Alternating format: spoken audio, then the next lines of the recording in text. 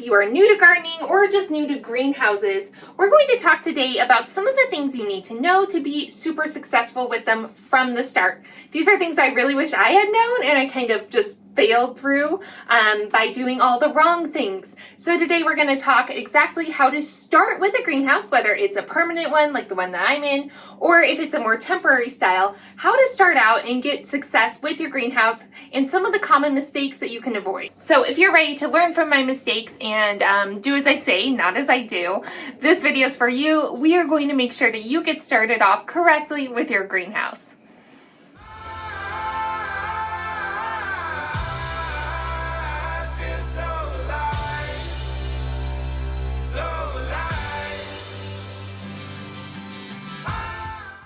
Okay, so today we are talking about greenhouses, and the very first thing that we're going to talk about to get you set up for success with a greenhouse is before you even go out to buy a greenhouse or build a greenhouse, let's talk about what are you using it for. This is the most important thing because it's going to affect the type of greenhouse you get, the size of the greenhouse, how permanent it needs to be, do you want it to be movable? All of these things are going to factor in. And greenhouses can be used for a lot of different purposes. That's one of the big benefits is that really they can be multifunctional. So you can use it maybe just to start seeds. Maybe you're just wanting someplace to start seeds and get your seedlings going until they can be transplanted into the garden. Or maybe you have a spot where you start your seeds, but you need somewhere to harden them off. So a small temporary greenhouse or a cold frame that's just available during a certain time of year so that you can harden off your seedlings before you plant them in the garden. Or maybe you're looking for a season extender so that you have a spot, kind of as we're moving from fall into early winter, or again from, late winter into early spring, just to get a jump on the season and kind of extend where you can be growing things during that time. Or maybe you also need a place where you can be drying things. I dry a lot of seeds in my greenhouse. Here's some onions. I'll hang my drying bean plants in here to dry because I'm in a very humid climate. So if I leave them out in the garden, they will 100% get mold and mildew on them. So again, there's a lot of purposes for a greenhouse. And when we think of greenhouses, most of the time what we primarily think about is growing food over the winter time. So if you live in a cold climate, you're like, I want a greenhouse so that I can grow all winter long. But in reality, that's not how most gardeners actually use their greenhouses. Now, there absolutely are people, and if you're in like zone 3 or below, that's a great way to use it. But the greenhouse that you're going to need for growing your food all winter long, compared to the greenhouse that you need for starting some seeds or hardening off some seedlings, those are very different greenhouses. And my best suggestion for a beginner user of a greenhouse is to start simple. Give yourself those easy wins where you're setting yourself up for success early on. So instead of trying to grow all winter long or sustain like some heat-loving crops, like I know a lot of people who try to overwinter tomatoes and peppers and things like that in a greenhouse and they're in like Minnesota or someplace like that. That is not a beginner game. That requires so much. So really what we want to start with are learning the basics of how to use a greenhouse, how to set it up correctly, and do it in a way that we're going to have success. And the easiest way is starting your seeds in a greenhouse. That requires so much less on our end and so much less technology than trying to keep a greenhouse at a certain temperature to sustain food all year long. So that's my number one tip, is to start simple. Start with a low risk crop where, if it fails, it's not a big deal because it's going to give you time to experiment. So start off simply with your greenhouse. So there's no doubt a purpose for you to have a greenhouse, but identifying it before you get a greenhouse is important because you're going to be able then to choose the right kind of greenhouse and choose the right size greenhouse and all of those things. But best tip is to start simply. You can always expand as you go. So with that in mind, let's talk about types of greenhouses. So for the purpose of simplicity, I'm just going to basically break it down into 2 primary types and that is basically temporary greenhouses. And those are the ones that you can kind of purchase them. They have like the metal frame and the plastic, like a thick plastic layer that you stretch over the top. They usually have like the zip up door and zip up windows, and they come in a variety of sizes. These are fantastic for beginners, and they're going to give you a feel for greenhouse gardening without a huge investment. It's nice because you can move them around. So when people first set up a greenhouse, a lot of times they don't realize that the location where they initially set it isn't actually that ideal for their greenhouse. You're able to move around those temporary greenhouses, which is a big benefit. They do come in a variety of sizes, and honestly, they're pretty affordable as far as getting started, and they're easy to set up. You can set them up as one person, and you're up and running in an hour or so of being able to just put together the frame and stretch the plastic over them. I use this type of greenhouse for, oh my goodness, probably 5-6 years until it, blew into the street and got hit by a car. True story. Luckily, the plants were fine. But this type of greenhouse, those temporary greenhouses, they work very well. It's a really good way for beginner gardeners to get up and growing and kind of get into the greenhouse mindset quickly without a huge amount of investment. So then the next type of greenhouse that we're going to kind of break this down into are permanent greenhouses. And there's a huge variety of these. So you have handmade ones, kind of like the one that we're in. This is a very old building. So this structure was originally probably, 1950s. And we've been renovating it and still are renovating it to bring it back to its original glory. So we have, structures like that, which are wood frame, and you can kind of build out more of a permanent style. We have ones that you can put together from a kit, and they have like the hard plastic siding, but once they're set up, you're not really moving them. That's a great way to go for beginners. Or then we also have, ones that are more similar to like hoop house style. There's geodesic domes. I mean, we can get real fancy with like Gothic arches and things like that. So there's a huge variety of permanent style greenhouses. So the benefits of the permanent greenhouse is that it really kind of takes it to the next level. So with your temporary greenhouses, obviously you have to deal with things like they're not always as secure. Obviously, if they can blow away like mine did, you're always trying to weigh them down, keep them in place. But again, that's kind of the trade-off for them being movable. Plus, having an area that's really permanent, really safe, and really sheltered, you can set it up once and you don't have to worry about it again. So it's really nice to be able to have a greenhouse that's fully stocked. You have all your shelves, you have things like that, and you're not having to worry about moving them or anything like that. So that's a huge benefit to having a permanent greenhouse. And they're just so much more secure for your plants. So you're going to get better heat, you're going to get better frost protection. All of that kind of stuff comes with a permanent greenhouse. And again, there's levels to them. So some are going to be more secure than others. That's, all based on the type of greenhouse that you get. So based on that, my advice for a new gardener or somebody who's just starting out with greenhouses is to get a temporary greenhouse, because it allows you an entry into growing in a greenhouse without a huge investment. So you're not having to build something permanent. You're not having to put in a lot of effort and man hours to build it, and you're not having to spend a lot up front. So it's a good way to get by for the first couple years and figure out your system, figure out what works, figure out where you want it. It kind of gives you that flexibility. And then if you're like, this really works for me, I'm ready to move up into a more permanent greenhouse, you already have a foundation knowledge and you know a lot more about how to set it up and how you'll ultimately want that greenhouse.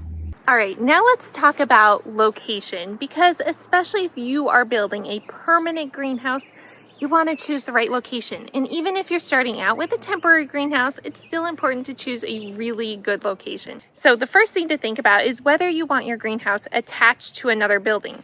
Ours is an attached greenhouse. It's attached to the side of our garage. So you can see here we have the garage, and then the greenhouse comes right off of it. Some people have them attached to their barns, their houses, things like that. Now, the benefit of an attached greenhouse is that you have a very secure shelter. So when you're up against another building, that's going to provide a lot of wind break, some snow break, rain break, things like that. And you also can get some heat. So if the other building is heated, even our garage maintains really good heat, and there's windows between the two, so we can kind of share the heat that way in the winter. We can also use that to air it out and move more air through during the heat of the summer. So definitely some benefits to having an attached greenhouse, or you can also do a freestanding greenhouse. And with a freestanding greenhouse, the benefits is that you can essentially put it anywhere that you need to. Now, obviously be aware of drainage, power lines, underground lines, things like that. But for most temporary freestanding ones, that's not an issue. You can set them up wherever. But if you're going more permanent, you might want to think those things through. And you'll also want to think about wind. So the direction that your wind is coming, that's going to really change the temperature in your greenhouse. It's great to have good ventilation and have a cross breeze, but we also don't want it to be where it's constantly getting slammed by really heavy winds. Now, the next thing is light. You really want to think about light. The point of a greenhouse is to be able to grow things in it. And most vegetables need full sun to grow. Now, there are definitely ones that can deal with part sun, but I would recommend that it's in a spot that's getting at least 6 hours of sunlight a day. Now, if you're growing in the winter, you want to make sure that's winter sunlight hours. Obviously, there's a big difference in winter sunlight hours versus summer sunlight hours. So it might be in a spot that has a lot of sun during the summertime, but maybe it doesn't get enough during the winter, or it gets shaded out by something in the summer. You can see that we have this ginormous maple tree, and I'm sure when that thing was planted, this greenhouse was barely built, or that tree was itty bitty, and it wasn't an issue. However, over the years, obviously, that's shaded out a large portion of the greenhouse. So you can actually see to where that one window is that's open right there. From there over towards the tree, we actually have a solid roof, and we just use that half as a potting shed because it doesn't get any light anyways. But from here over, we still get really good sunlight. Now, obviously in the winter, that tree is deciduous, so it's not going to have leaves. So during the winter time where we have less daylight hours anyways, luckily that tree is not leafed out yet, so we're able to still capitalize on some good hours of sunlight, even in the winter time, and clear up into early spring. So definitely look around and think about what's around the greenhouse as far as where you place it. So orientation wise, ours is east-south facing. So this half right over here is south, and then the long side is east facing. Most people are going to want to position their greenhouse either west or south. Now, that's especially true if you live in an area that gets limited light. We're here in the Pacific Northwest. We are one of those spaces. So having at least one side, either west or south exposure is great. Now, if you live in an already really pretty hot, sunny climate, that might not be as important to you. And same thing, if you are going to be growing year round, and especially during the summer months in it, you might actually want to rethink that south exposure, because you're probably going to have to add shade cloth in the summertime because it's going to be too much sun. And a lot of growers are going to kind of want a greenhouse that has shadier spots and sunnier spots and things like that. Now, again, choose the best location based on your property and what you're going to be using your greenhouse for. That's really the key. So you've decided on the type of greenhouse that you want and what you're going to be using it for and where it goes on your property. So now let's talk about some things you're going to want inside the greenhouse. The first one is absolutely a greenhouse kitty. This is Riley. She hangs out in the greenhouse 24/7. No, the greenhouse kitty is optional, but it does help for added cuteness, and it just makes it a more enjoyable environment. Okay, I'm sorry. Go back to your box. So the first thing is flooring. Now, again, this is going to be very different if you're using a temporary versus a permanent one. If you're using a temporary one, you're probably just going to be putting it on, either on a sidewalk or a gravel area, or maybe just right over your lawn. Just be prepared that if you're putting it on lawn, that lawn might die because it's going to either get too hot, it's not going to get watered enough, you're going to have shelves sitting on top of it, things like that. So if you don't want a big dead patch after you remove the greenhouse, maybe think about putting it somewhere else. Now, in a more permanent one, you obviously have a lot more flooring options. My option that I went with is gravel. So I have larger gravel. This is actually a drainage rock. You can see it's quite large. I think it's a 5/8 inch. And the reason I went with this over pea gravel is because pea gravel, the little small gravel pebbles, get stuck in your shoes like no one's business. So that's why I went with the larger rock. But that's a personal choice. You definitely are going to want some type of covering on your floor, whether it's mulch, whether it's gravel. I prefer gravel because it's going to drain the best. And mulch is great if you're in a very dry environment. You need to like keep some humidity in the air. We have enough humidity here. That's already a problem in our greenhouse. So that's why I went with the gravel. Another nice thing about gravel is I can spray it down and it'll actually help kind of cool the greenhouse in the summertime heat. So then we have these floor mats, and these are amazing. So these are large rubber mats. They're actually made for playgrounds. So we got them at a repurposed store, like a repurposed lumber store, and they came off of an old playground, and they are fantastic. So I have them under where I stand primarily at the potting bench area. And along with that, shelving is a must. So I have a main potting bench in here. Again, we were lucky this was already here, and a couple of shelves that were already in here. And then I added a bunch of these. So these are just like the garage style shelves you can get at any hardware store, and they just snap together. So what's great about them is you can change them, and I love that I can move them around based on the time of year. Sometimes I take down entire sections completely because they fold up nicely, and I can just store them under the potting bench. Other times of year, I'll want to move them kind of in and out of the sun, depending on how much light I'm needing. So originally I had planned to build full wooden shelves, and this was just such a better option. And honestly, I think I'll stick with this because it does make it so flexible. Something else that you must have in your greenhouse is airflow.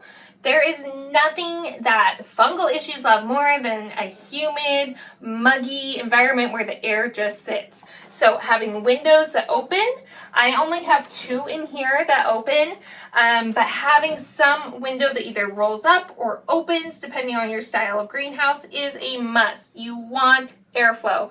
I also keep the door open once it warms up for additional airflow in, and I have my fan on 24/7. So this is just a cheap box fan. I actually move it around, so an oscillating fan is more ideal because it's going to be constantly moving the airflow.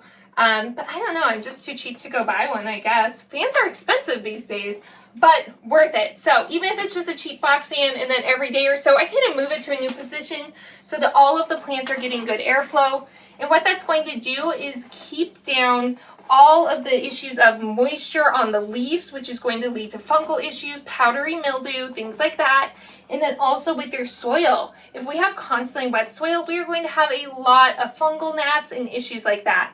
So having a fan, and I keep this on 24/7, is so important. So get yourself a fan if nothing else. So another absolute must-have for your greenhouse is a thermometer. You've got to have a thermometer. This one does both temperature and also humidity, which is great. So if you can get one that monitors your humidity level as well, that's fantastic. This one also I can set alarms. So if it drops below a certain temperature or above a certain temperature, it'll start chirping at me. And then it also has memory, so I can go back and see how much it was overnight. You know, how cool did it drop? How hot did it get during the day? So that's a nice feature as well. Definitely not necessary, but at least get a basic thermometer, something that can tell you how hot it is in your greenhouse, because plants have ideal temperature ranges, and that's what we want to strive for. So since all of my kitty friends have decided to come join us in the greenhouse, let's talk about pest protection. So an unfortunate part of greenhouses is that we are going to have pest issues. The same way that we're going to be guaranteed to have pests in our garden, we're going to be guaranteed to probably also have pests in our greenhouses. And it might actually be worse in the greenhouse because we're kind of isolating and removing our plants from a lot of other elements. So whereas out in our garden, we might have more predator bugs and things like that, we might not have as many of those in the greenhouse, so we might have to intervene a little more often. Some things that you can do to help prevent those issues. Number one, the best thing that you can do is just practice really good sanitation. Try not to bring plants in and out a lot. That can move a lot of pests between the two. Do the best that you can as far as monitoring, because the sooner you catch it, the better off it's going to be, and you're going to be able to prevent a lot before a giant outbreak starts. Yellow sticky traps are effective for fungal gnats and things like that. I do use them in the greenhouse for fungal gnats, aphids, whiteflies, things like that. They're really the only thing that I found that really helps. The unfortunate thing is that they can also, of course, trap beneficial insects and good bugs. If you don't feel like it's worth the risk, if you have a lot of ladybugs and things like that in your greenhouse, you might not want to use these. Something else that can be very helpful is floating row cover. I use a lot of floating row cover in my greenhouses. This is just a really light mesh fabric. It still lets light and air through, but you can use it to cover over your plants. And basically what that's going to do is help keep them protected from insects, and especially flying insects like cabbage moths that like to lay their eggs on them. It's going to help protect them from those. Now, obviously, we are going to want to make sure that we're not trapping a bunch of insects inside when we're covering over our plants with this. They are quite effective, and honestly, for any plant that isn't at pollination stage or doesn't need pollination yet, you know, even these squash, yes, one day it'll need pollination, but right now it doesn't because it's still a young seedling. There's no flowers, and those flowers don't need pollinated at this stage. They can absolutely be protected with a floating row cover. And in addition to pests, you're also going to want to protect your plants from critters, mice, rats, all of those kind of things that could sneak into your greenhouse, and they just love those young, tender plants. I came out one morning last year to find the top of all of my pepper plants just gone. Just gone. I don't know if it was a squirrel, a mouse, a rat, I have no idea, but it was heartbreaking. So I didn't make that mistake this year. We do obviously have the cats. We made this a very welcoming place for the kitties to be, and that has helped a ton. Putting the gravel on the floor has helped a bunch because now they're not as easily able to burrow in and out as when it was just a wood or a dirt floor. And then I also, when my seeds are very young, when I first move my seedlings out, I cover them in wire. So whether it's a welded wire like this or a chicken wire, I make sure that I keep them protected while they're young and really super susceptible to pests. Plan ahead to have some form of protection for your plants in case that happens or starts happening. You definitely don't want to lose all that hard work. Okay, and then finally, you might actually need additional heat or additional light for your greenhouse, especially if you're trying to grow during the winter time. Having an additional heat source might be really important to keep at that level where you're not getting those overnight dips. There are a ton of ways that you can passively help heat your greenhouse and help stabilize that temperature. So big black jugs of water can be very helpful because they're going to absorb the sunlight and the warmth during the day and then be able to hold that heat and radiate it back out at night. Some people use large stones and things like that. All of those are going to help heat and maintain a temperature base in your greenhouse.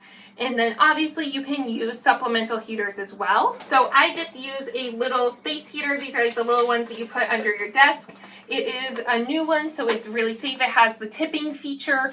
Obviously, safety is key. Only get heaters that are safe.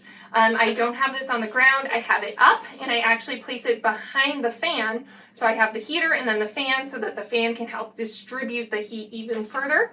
But I find that this is just enough to kind of keep the chill off at night. Again, I'm not growing anything that requires a lot of heat in the winter. At most, I'm growing some greens and things like that in here. So depending on the time of year and how warm you're wanting to keep your greenhouse, you might need to step up to an actual heater. So our greenhouse actually does have a chimney, and it did used to have a wood stove in it. So one day we might replace that, and then we can certainly use this throughout the winter, but we would need to get a new wood stove. But it's a cool feature to think about. Obviously, like rocket stoves and things like that can be a very effective way to heat your greenhouse all winter long. Depending on the region that you're in and how warm you need it, you need to take all of that into consideration, as well as the purpose of the greenhouse. So everything goes back to the purpose. Why you're using it, how long you're growing in it, and what you're growing in it is going to affect how warm you need to keep it. Now, on the flip side of that, it might actually get too warm. So especially if you have a south-facing exposure, it might get very hot, whether that be in the afternoons, because sometimes during the springtime, you can go from 40 at night all the way up to 80s during the day, and there's just these big temperature swings.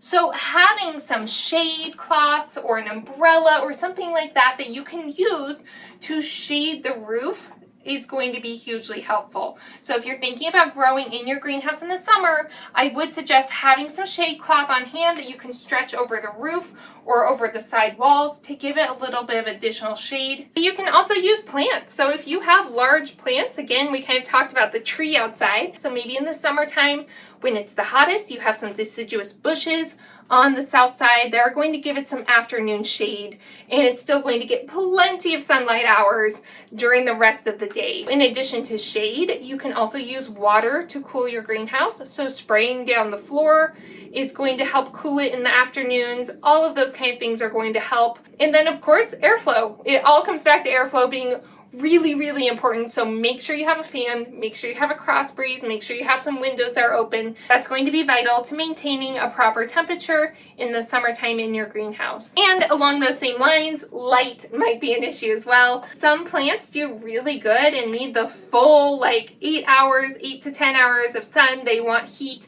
That's your peppers, your tomatoes. Oh my gosh, they love it. However, when it gets to a certain time of year, again, we want to be monitoring that heat, but also the light. So if we're growing greens and things like that, they might actually get too much light. So it's nice to have parts of your greenhouse where you can move them into a little bit of a shadier side, or use taller plants that might already be in your greenhouse to cast some shade onto those ones that prefer a little bit cooler temperatures. And then vice versa, in the wintertime, you might need to use supplemental lighting as well. So having grow lights, especially if you're growing seeds, so that you can have your light super close to them, it's going to help prevent linkiness and legginess in the seeds as they're stretching and trying to reach towards that sun when it might not be its most intense. So for some forms of supplemental light and heat, and even your fan and your air circulation, you might need electricity. So that's another really important thing to consider when you are thinking about the placement of your greenhouse, is having it somewhere where you can access electricity. We are lucky to have a greenhouse that's already wired for electricity. However, if that's not the case, a really good heavy duty extension cord, like an outdoor extension cord, might be an option for you. But you're going to want to make sure that you place it in proximity to an outdoor outlet or to a house outlet, something like that, so that you can safely run that cord to your greenhouse. It is not ever worth putting our homes or ourselves at risk to grow our plants. So safety first. So it all goes back to what the purpose of your greenhouse is. So that's why we started with the purpose and what you're going to be using it for. Once you can answer those questions, you'll be able to a lot better set up your greenhouse successfully. But remember, you always want good airflow, good sunlight, and honestly, just good placement of your greenhouse as a whole, good placement of shelves. All of that is going to set you up for success. And don't forget, plan on having pests, plan on having wildlife, and make sure that you have a plan in place to prevent it so that you can have your nice, healthy seedlings, because that's our goal, right? So thanks so much for tuning in. I hope this was helpful for you. If you liked it, go ahead and hit the like button or subscribe if you want to. I post about twice a week. We try to do a tutorial like this on Tuesdays, and then we have our vlog on Fridays. But it's growing season. Things are crazy, so I make no guarantees right now on how frequently we'll be posting, but we certainly do post regularly, and we love seeing you all. So comment below if you're using a greenhouse and what your best tip is. We would love to hear it. So keep growing, and we'll see you next time.